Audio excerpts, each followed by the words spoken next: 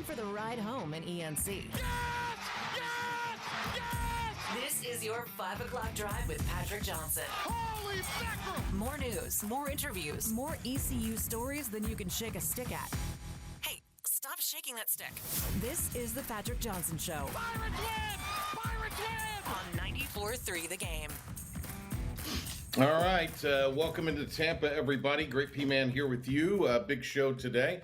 On a Friday, we've got some of the heavies, and among them it includes Jason Saine, who's going to be with us.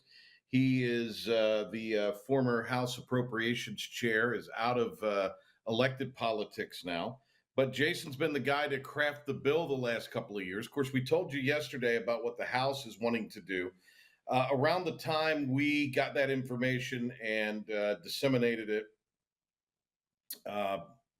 in the way we did our show yesterday, by the time the show aired, it was, I don't want to say old news, but everybody else had kind of caught up. We got a little bit of a scoop on it, but anyway. So just exactly what we told you. The Senate wants to give untold amount of money to North Carolina and North Carolina State. The House wants to make sure that East Carolina, Charlotte, and Appalachian State receive an equal amount to that. Of those two institutions who really don't need the money. I mean, they're funded at a much greater level out of the state. They're funded at a greater level because of their television deal in the ACC. So anyway, we'll see how all that plays. Pirates win. So Jason Singh coming up. My Carolina Hurricanes are going on to the Eastern Finals. Hilk, what do you think of that? This is I predicted this coming into the playoffs.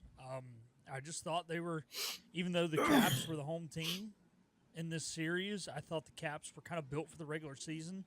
Reminded me, I hate to say of the Cavs in basketball because I don't think it's quite comparable, but, Rob Brindamore is finally building a team that looks like a playoff team.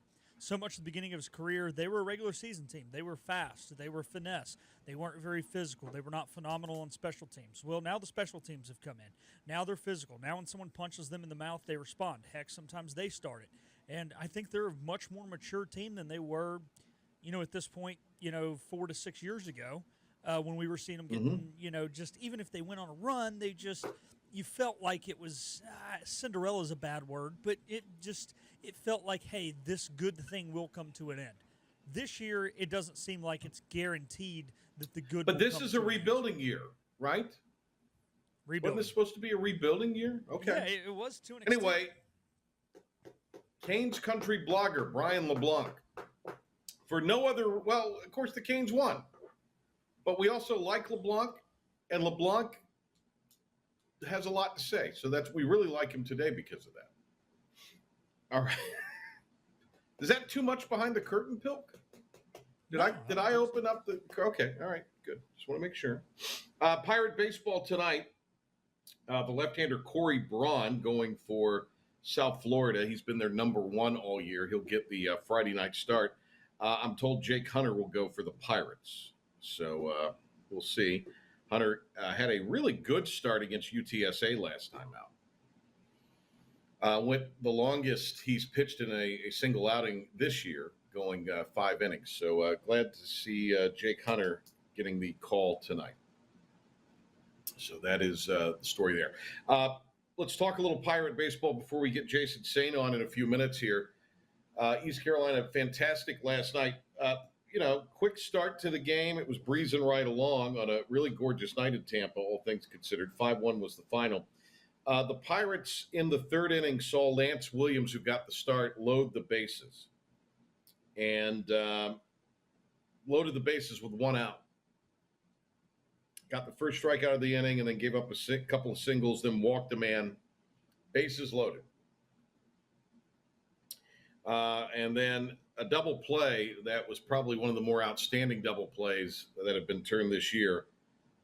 Alex Boucher gets it, flips it barehanded up to Dixon Williams for the out at second, who catches it with his right hand and in the same motion turns as he tags the bag and throws to first.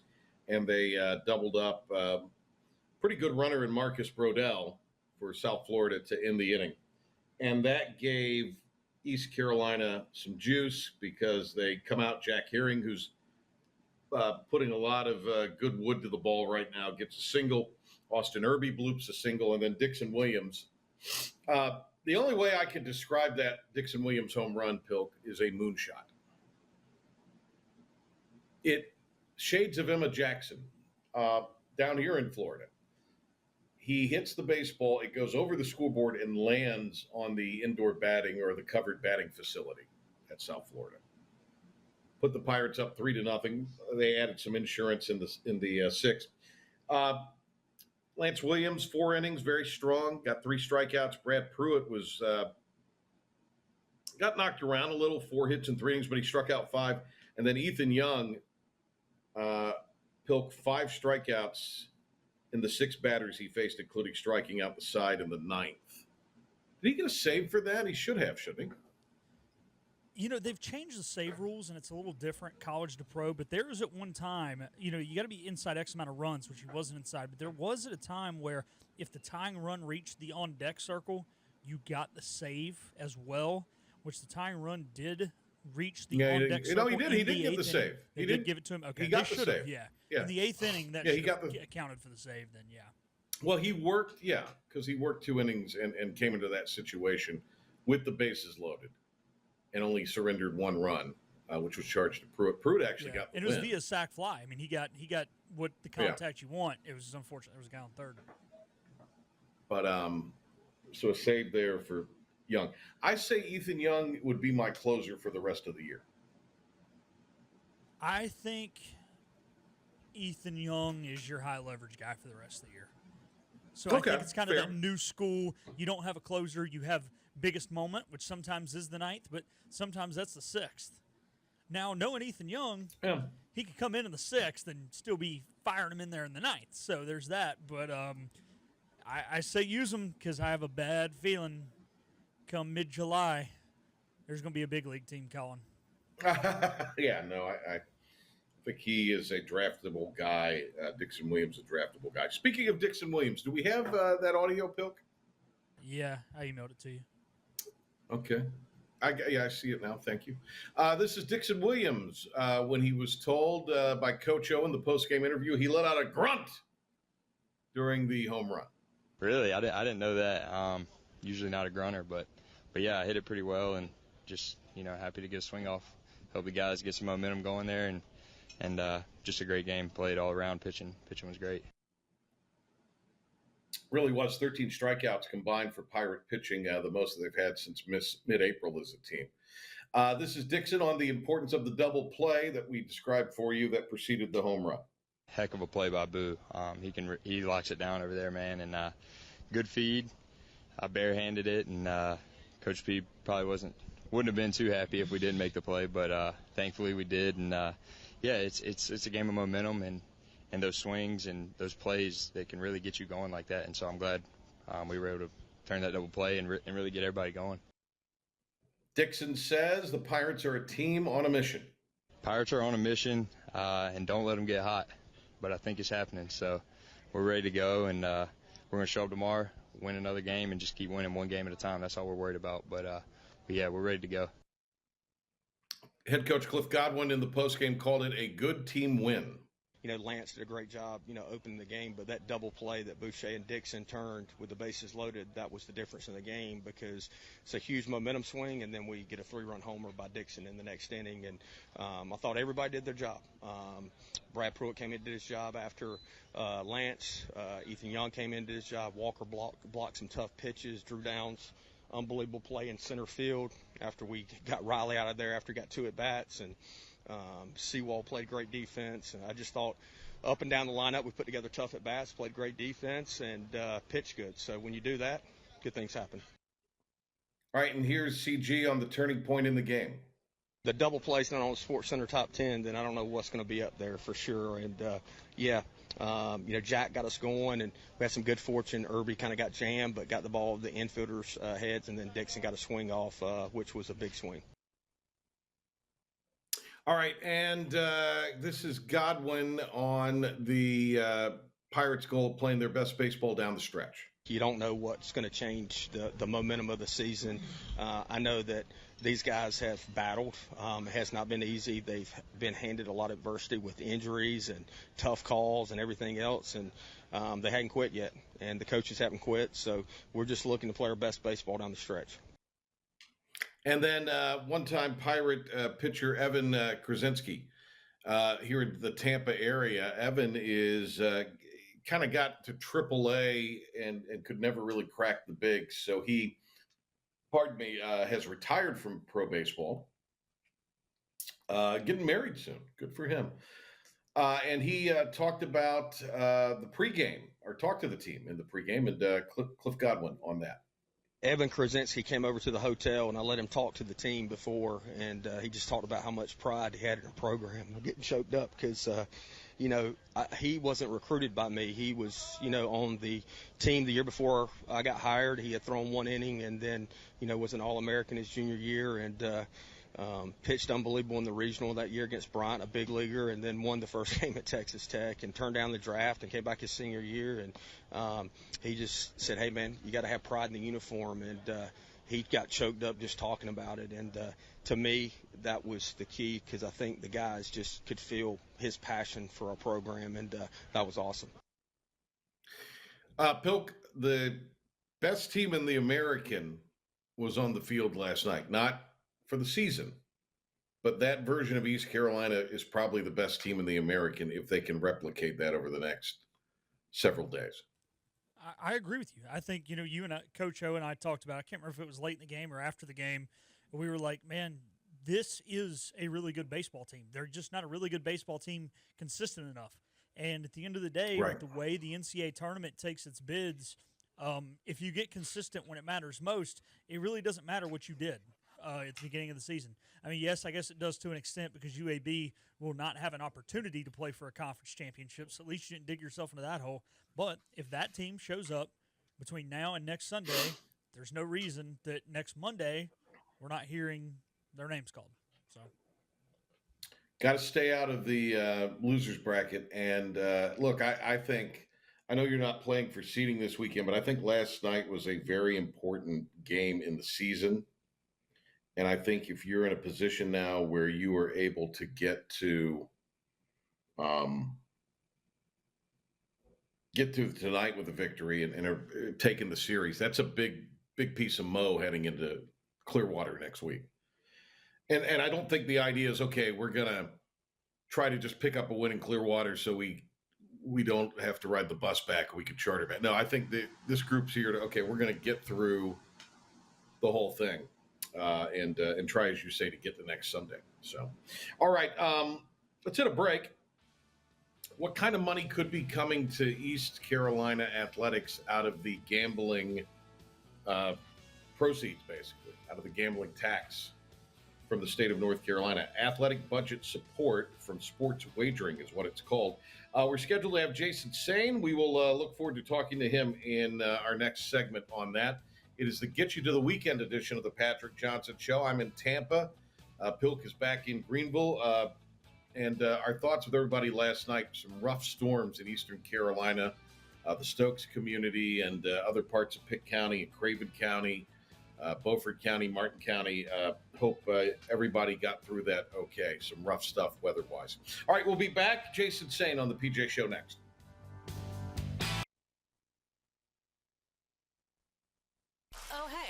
Welcome back. Oh, look who's back reporting for duty. You got here just in time. Holy nuts, man. This is the Patrick Johnson Show on 94.3 The Game. All right, thanks for being with us here to get you to the weekend edition. Jason Saine, sports enthusiast, one-time chair of the House Appropriations Committee, and with the Sports Gambling Association? Is that, did I have that title? Sports Betting Association. Sports Betting Association. Mm-hmm. Yeah, I do represent them among other clients. He represents them now as a high-paid, high-flying political consultant. He represents them. Great friend of the show, Jason Saine. All right, I am not going to ambush you right off the bat with why Charlotte football gets $25 million for a stadium and ECU gets squadouche. I'm not going to ambush you with that here. I could. I'm not. You could. Hey, all I will say is if the folks at ECU want to gather $25 million, they can make a good argument that the state might ought to match that. Okay. All right. And I'd support it. Not that it matters anymore, but, I'd support that. Right. But you would support, yeah. Well, let me ask you this. So I got to look at the House version of the budget yesterday. And it was line item 117, and we discussed this on the show. And this essentially is the proceeds, part of the gambling tax going to receipts from sports wagering, I think is the way it's itemized as.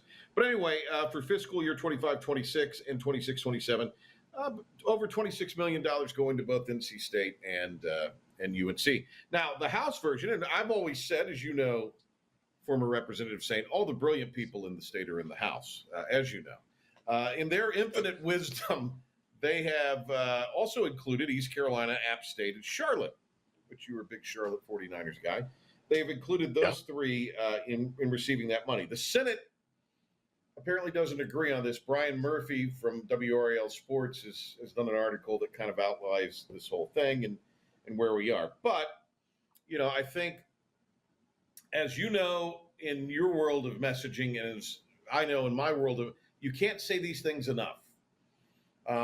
Just because we live it every day doesn't mean everybody's paying attention. So even though we discussed it pretty well in depth yesterday, there still is a lot of hay to be put in the barn, so to speak, on this budget thing. So do I have it right as far as what the House is wanting to do versus what the Senate is wanting to do for athletics and missing the fact that the Senate put out a no, you're right. I'm sorry, I didn't mean to interrupt, but and missing the fact that the Senate included in what they wanted to do with the big tax increase on those who are currently wagering on sports, and also ignoring the fact that those who wager on sports now are still kind of double taxed on their winnings.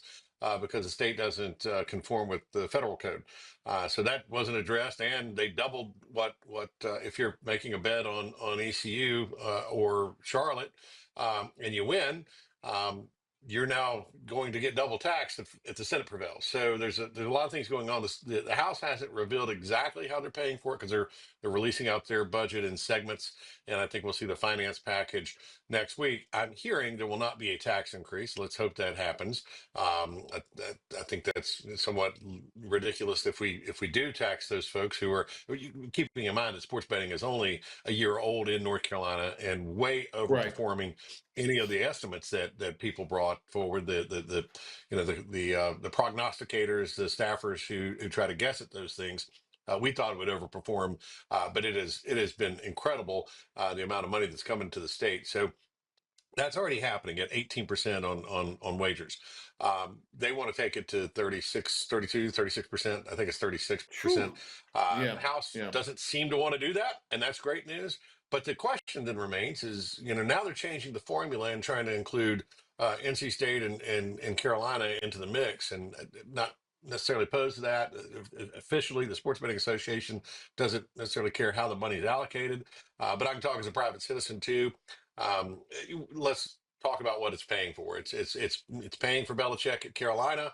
It's helping NC State be competitive in the ACC. That's what it's really about. And the whole agreement when sports betting was put together, and I know because I was there, was to see a little bit more equity for the schools that hadn't traditionally gotten all these state funds poured into them in so many ways, and this and have long-standing great big sports booster alumni associations that are out there funding it. So it was about creating some parity for the smaller schools, and also paying attention to our HBCUs and their programs. So taking a bit of that revenue from sports betting and kind of spreading the love a bit.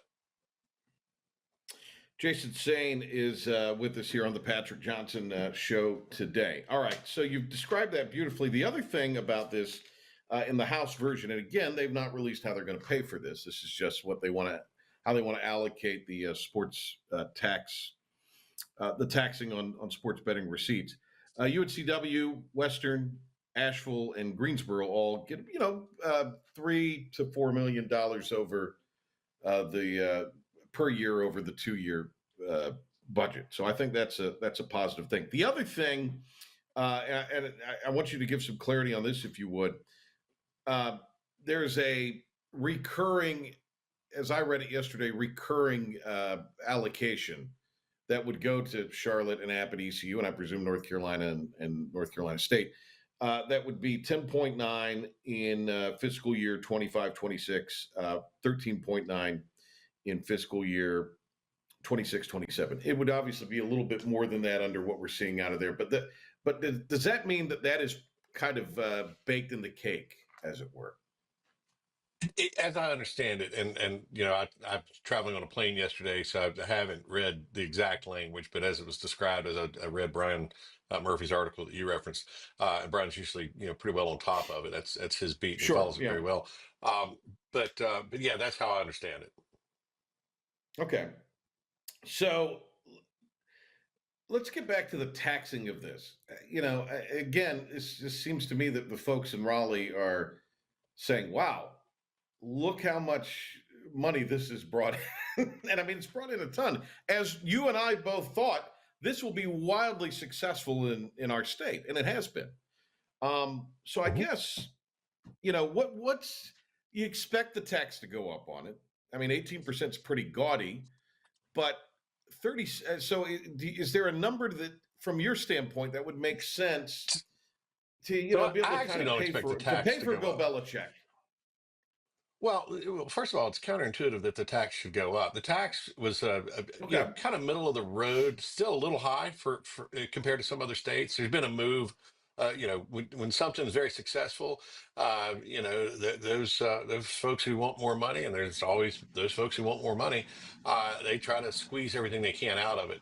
I'm a Reagan conservative, so I believe lower taxes mean better revenue overall for everybody, and everybody wins. And look, the plan we put in place does just that. And those schools in the current formula, they're we settled that, hey, the bare minimum would be $300,000 a year to those programs. Well overshot that in the first year. I think last I checked, Charlotte was getting 2.5 to 3 million, something like that, in the first year. As revenues continue to grow, those dollars would continue to grow as well. And also that it was put into place so that general fund revenues would also grow. So I think when we see the rest of the formula in the House, that we'll see maybe a lot of that comes from the major events fund, which might be a good place to get it if you are sharing the love with Chapel Hill and with NC State. Great, because the major events fund will continue to just pile up, and the money will sit there. So I think kind of adjusting that formula or taking from those dollars for major events, meant to raise match money for major events like a NASCAR race or a Formula One race, or possibly even a Super Bowl or something like that, that's sports related major event. Great, and money would be there for that. At some point in time, it's just sitting there. You could do some other good with it, and I think that could be the argument. And if you wanted to include Chapel Hill and State in that, fine. But when you start readjusting the formula, there are other folks who were at the table, who I believe will probably say, well, let's pump the brakes a minute. Let's figure out something a little bit more equitable. You look at attendance at NCAA games, and those usually run over 10,000 people a game. You could argue that's a major event. I mean, it looks a lot like an ECU game or a UNC Charlotte game. So I think there's and all budget introductions are aspirational, and it's kind of the House setting where they want to go and the Senate setting where they want to go. The real meat and potatoes are going to happen when they go to conference anyway.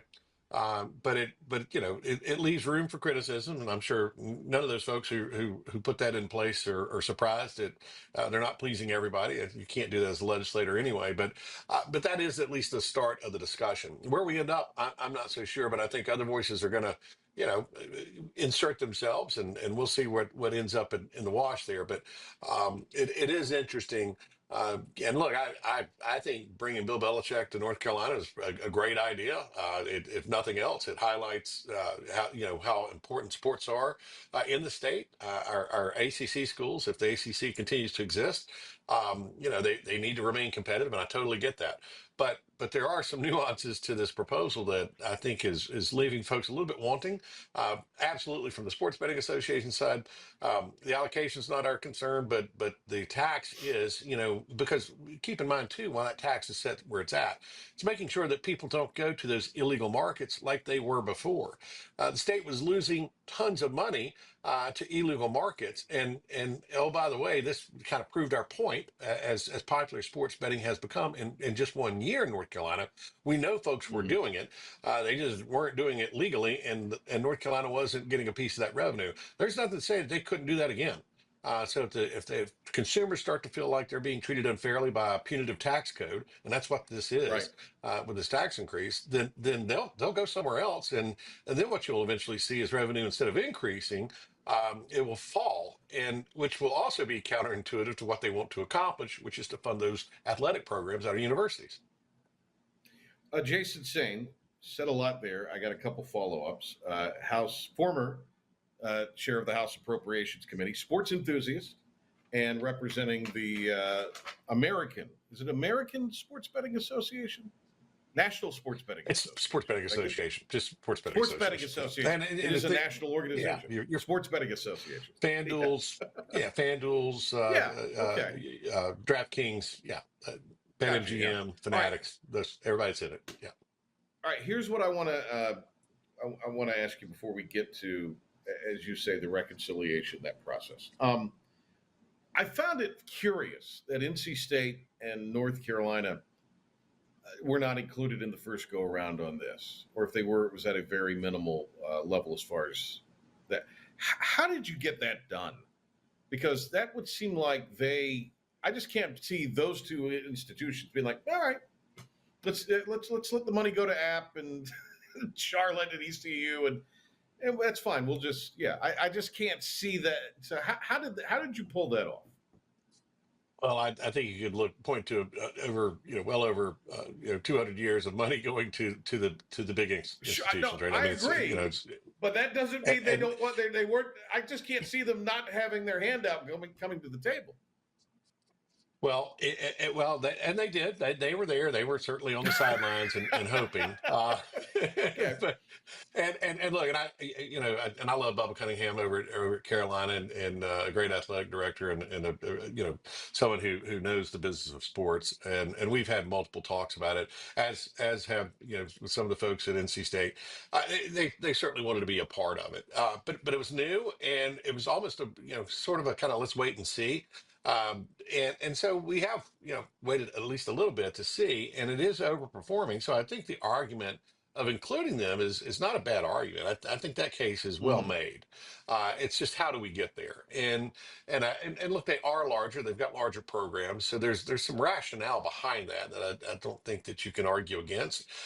The main thing is making sure that the schools who have been in this program that help with this coalition of putting it all together, the legislators who come from those schools, the fans who come from those schools and support those schools, being a part of that conversation.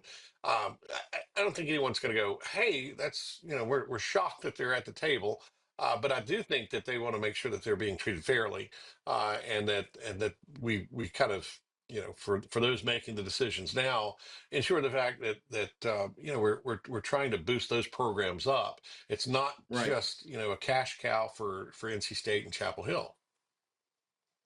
All right. So we see what the House wants to do. We know what the Senate wants to do. They got to come together. There's still more of this House budget to come out as far as how this is all going to be funded. So there's a lot of runway ahead of us, so to speak. So just give us a timeline, and then you've been part of these negotiations for crafting a budget. How does that go typically between the two chambers? Well, both have planted their flags now. We'll get the rest of the details from the House next week. but what will happen? The House will pass their budget. I guess probably by the end of the week. They were trying to get it done before Memorial Day, so they'll get that passed and out. It'll sit for a week. They're going to take a week off, as they probably should. They've been working hard on their budget. That's long hours. That's for the budget chair, sometimes 14 to 16 hours a day, literally sitting in a Whew. room that it does have windows, thankfully, but those windows also attract a lot of heat too as May and June start to come around. But they'll take a little time and then they'll go to conference. And then that, like I said, that is when the real kind of meat and potatoes gets done. We'll see if the tax increase that was proposed by the Senate was real. There's plenty of money. Here's the other thing to remember. You can rearrange the major events fund. Now, some of these teams are going to argue against that, and maybe they just pare it down a bit. I think you'll see a bit of moderation of how the revenue is shared. Everyone's going to win here. That's the main thing to remember, that Yeah, what they right. do, if they do it right, everybody's going to get an increase. Because there's just so much money there, it's overperforming. I think they'll start to look long term too. It's like, yeah, if we increase this tax, are we really diminishing future returns? And I'd argue that they are. And I think most folks philosophically there at the legislature would think that as well.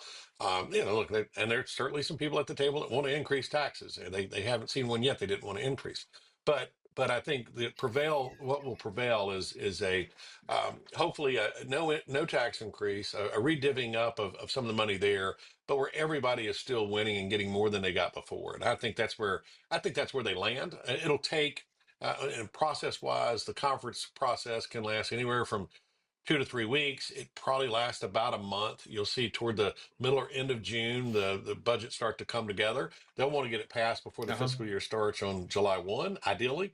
But in North Carolina, always remember we've got a continuing resolution, so government doesn't stop.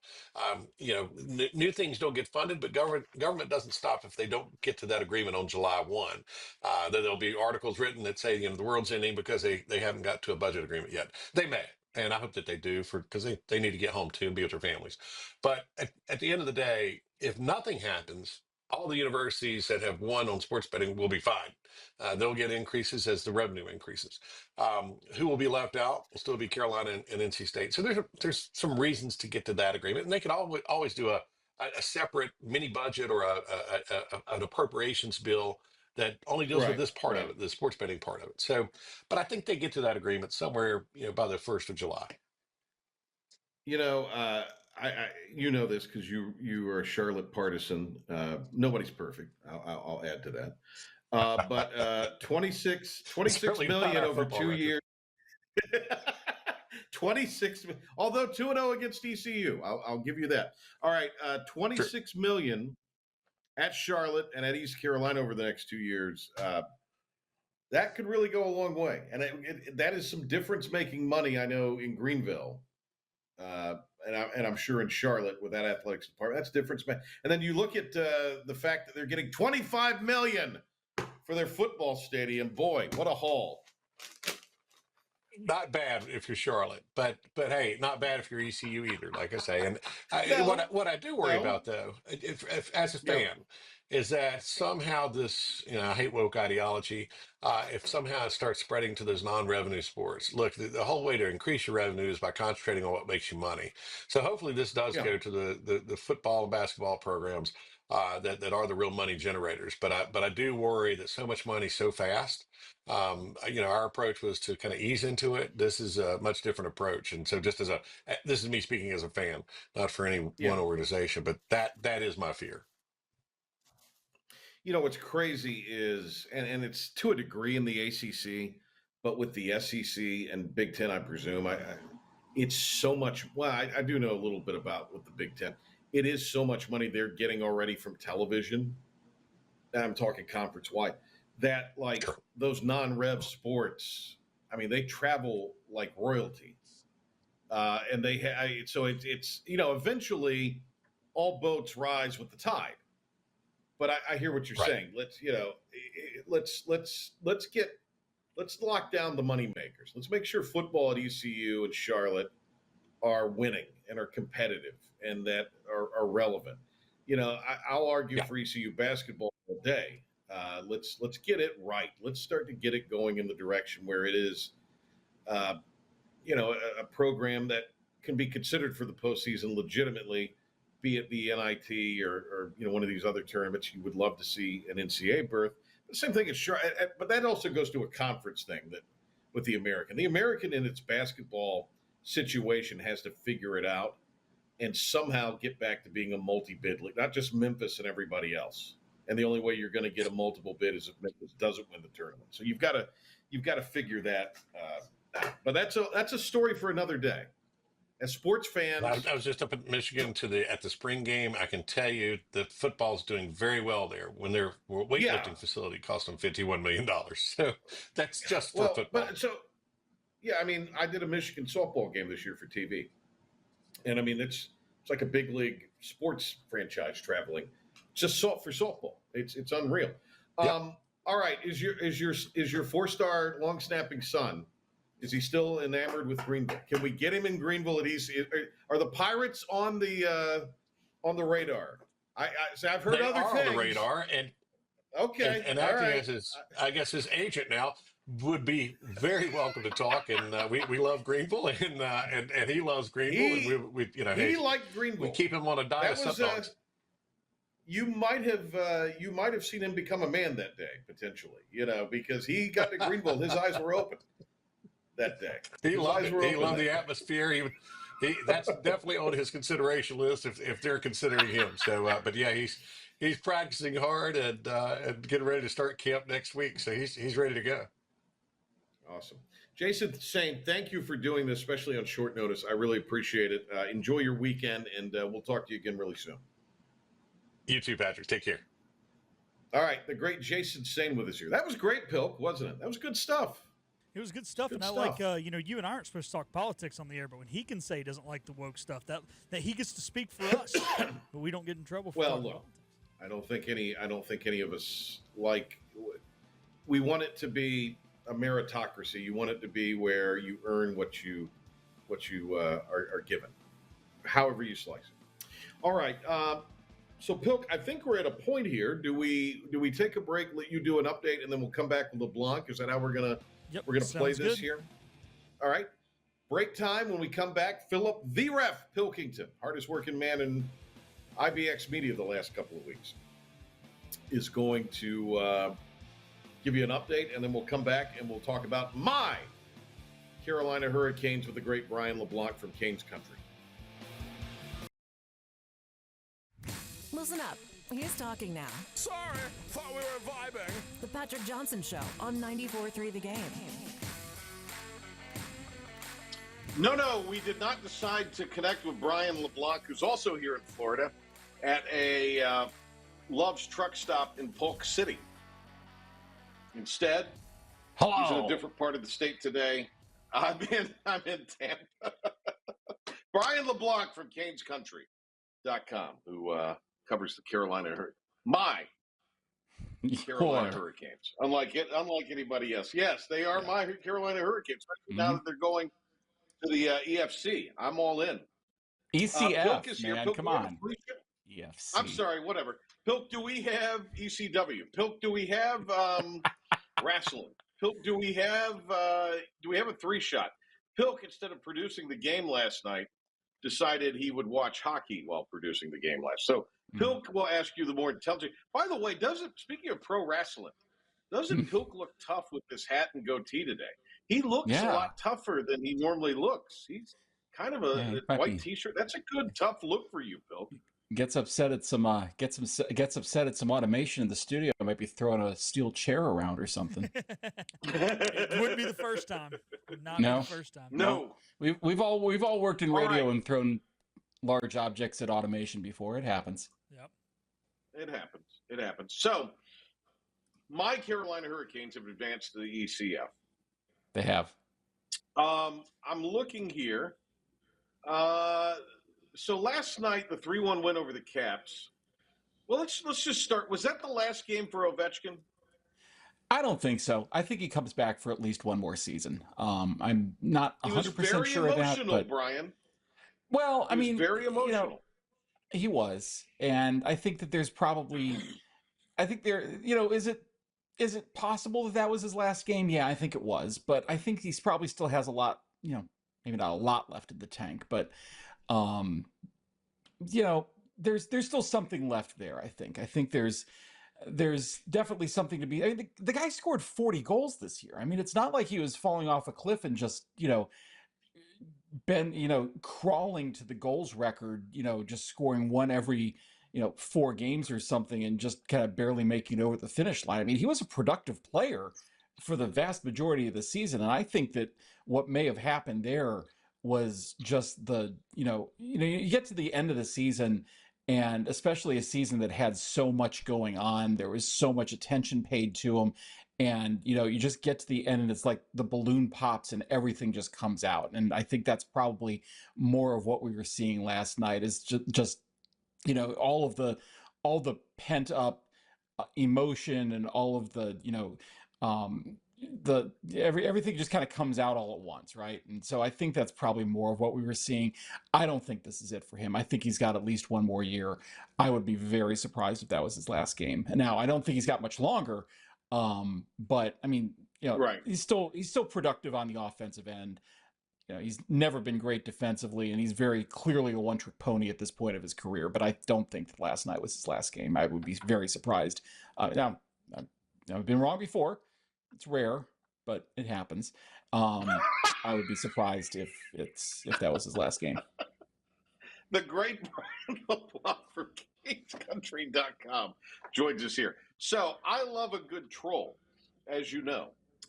You? And No. yes, the Canes on their social media put a picture of a keyboard up with the red Carolina Hurricanes lighting, and they have shown where somebody has pried the caps lock key off of the keyboard. Right. No caps. No caps. It's pretty good. It's a pretty good troll job there. Oh yeah. There's been trolling going back and forth all series, and really for the last few years. That's been the Caps social media thing for the past few years, is this all caps. That's their hashtag or whatever it is. Right. Right. P-Man, you and I are we're old school. We get on the socials because we have to and not because we want to.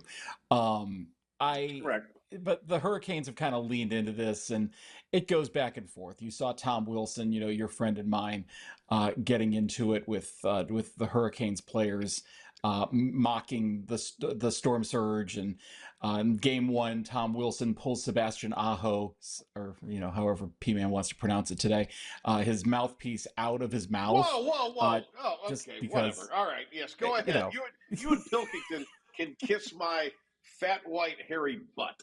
All right, go ahead. Sorry, LaBlanc. Go ahead. Boy, things you couldn't get away with in morning radio 10 years ago. Boy, they're all coming out now, aren't they, buddy? This is sports radio. This is sports radio in the afternoon in Greenville. And how? Now this. All right, so Wilson's pulling Aho's mouthpiece out, and you could just tell that the Hurricanes were prepared for this. They were ready for this series. They were trolling the Caps on the ice. The social media team was trolling the Caps off the ice.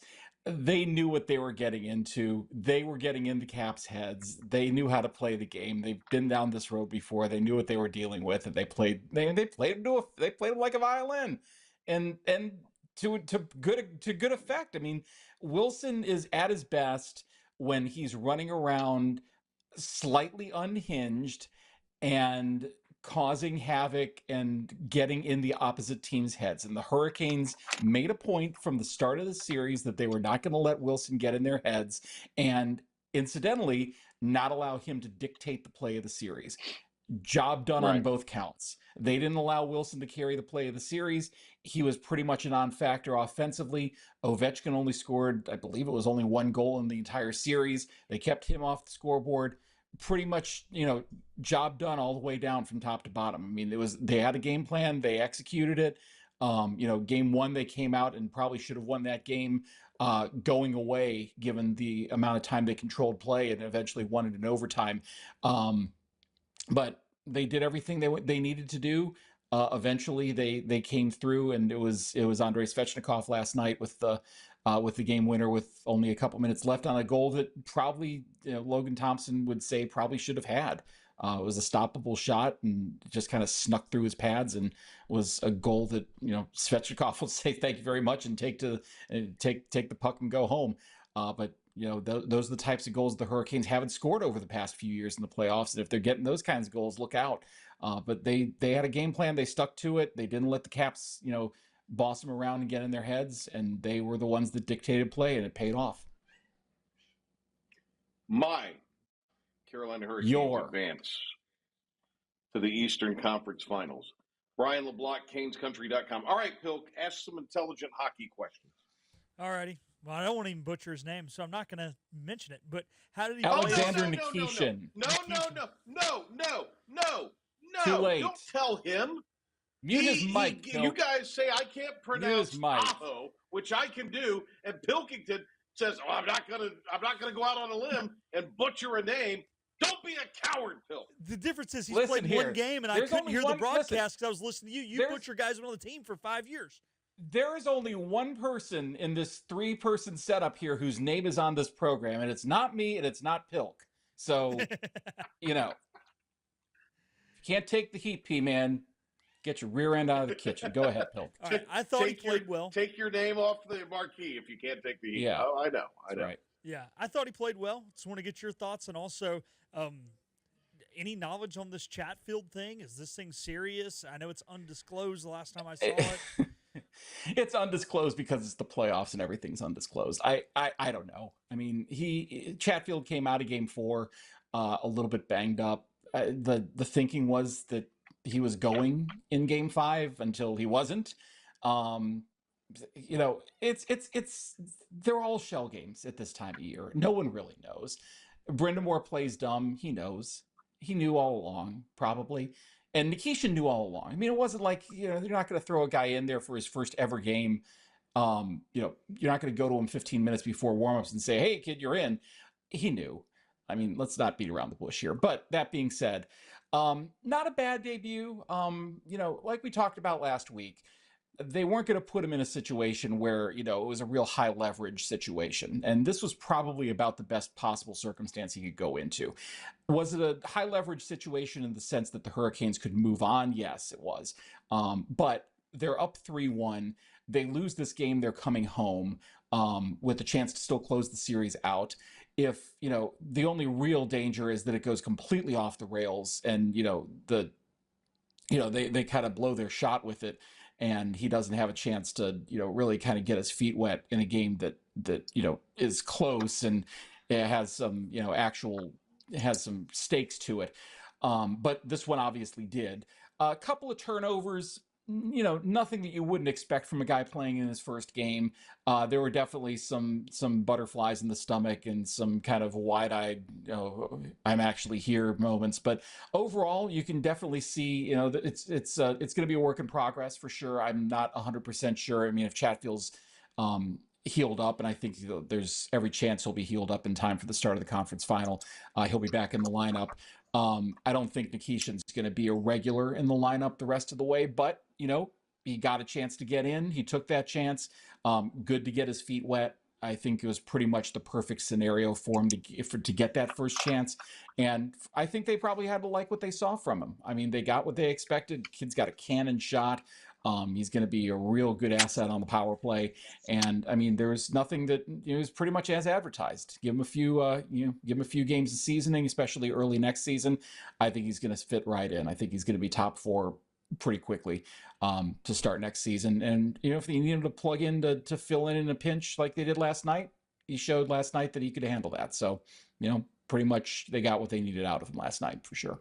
Speaking of the power play, I watch hockey, but I don't know the X's and O's. What has changed? Because I was joking with our friend Jonathan Wagner. He's with On 3 Sports with about a month left in the season, and he was like, "You think they would just let us start declining the penalties like in football?" And all of a sudden, here they are, and they're right around 30% in the playoffs in the power play. Yeah, the power plays tend to run in a little bit of a cycle, and a lot of it depends on confidence. A lot of it is just they just run in these up and down. It's a roller coaster with the power play, and it always has been with the Hurricanes specifically. When they're clicking, it's crisp passes.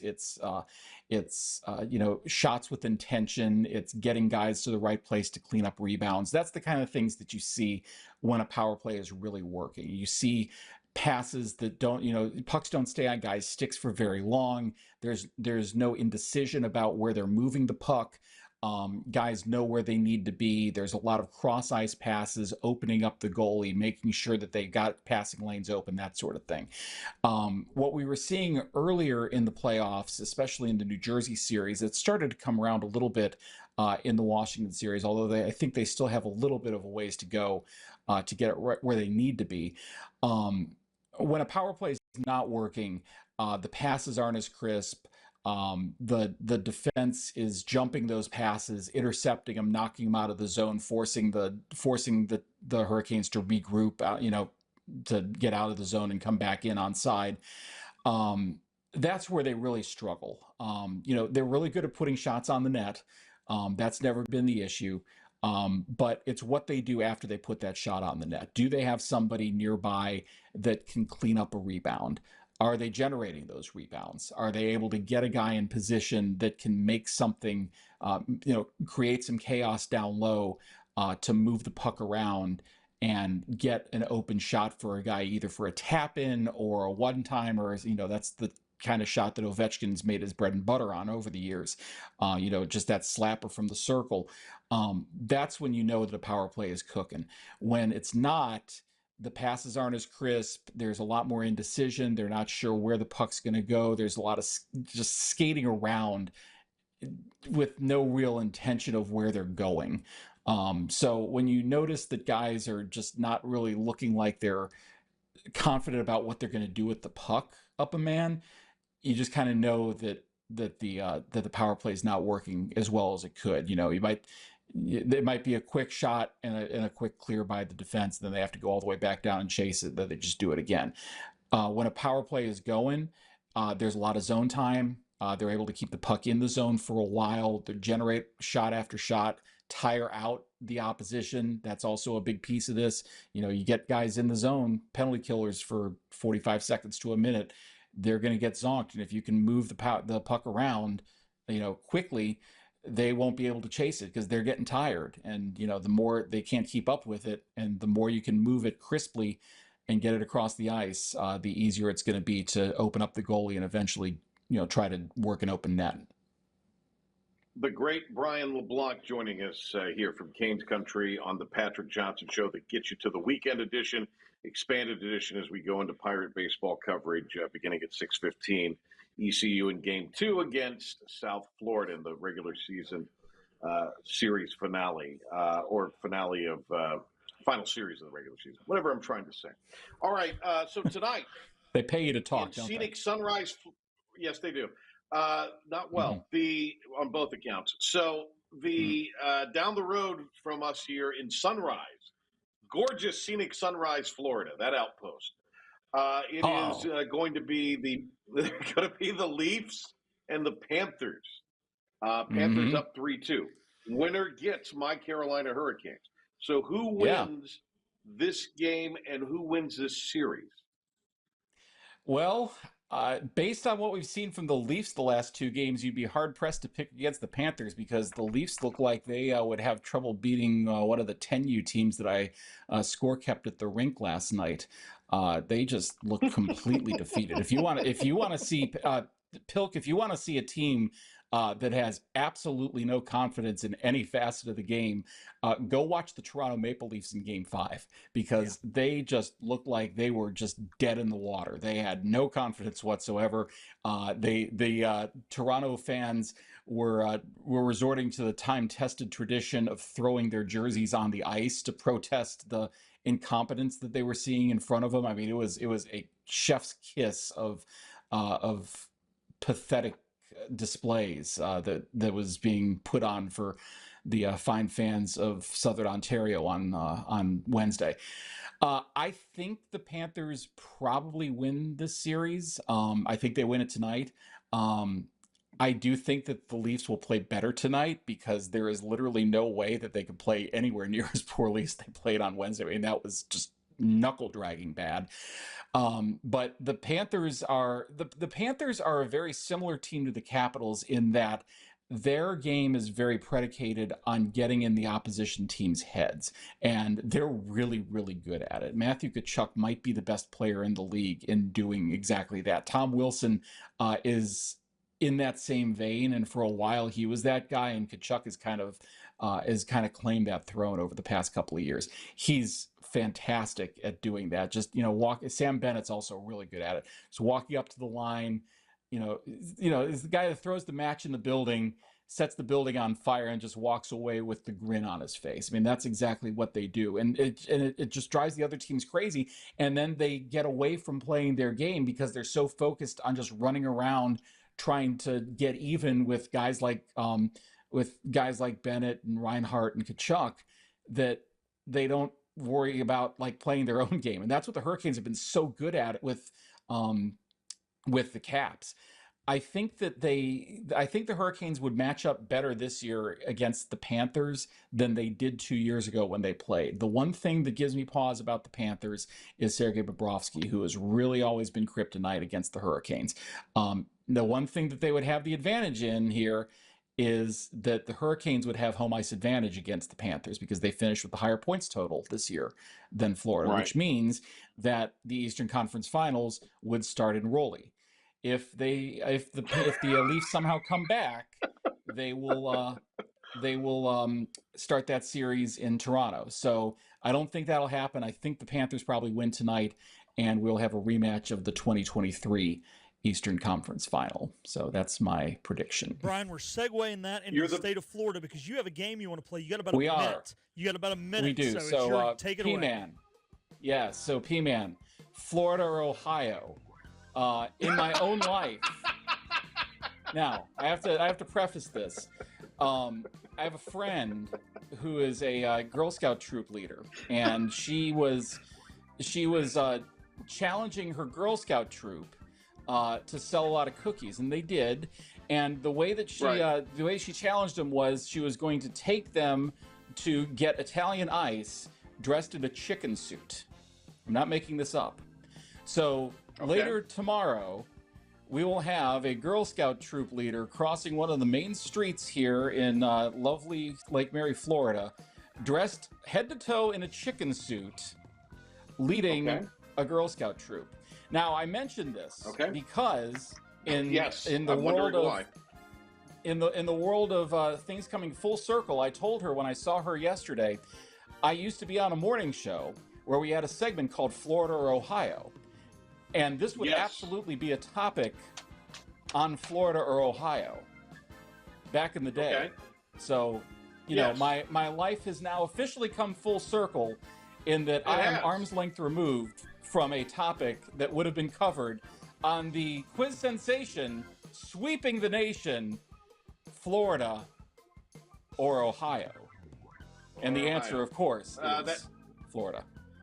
Thank you, sir. I just hope she doesn't suffocate in the Florida heat in that chicken suit. I do too. It's going to be kind of toasty. Yeah, it's a little warm. All right, we got to go. P-Man. LaBlanc, thank you. You're the best. Talk soon. All right. Canes Country's Brian LaBlanc, the man. My Carolina Hurricanes advancing to the Eastern Conference Finals. Thanks to Jason Saine as well. Hilk, as always. Pirate Baseball with myself and Coach O coming up on the other side of this. Back with you Monday on the Patrick Johnson Show.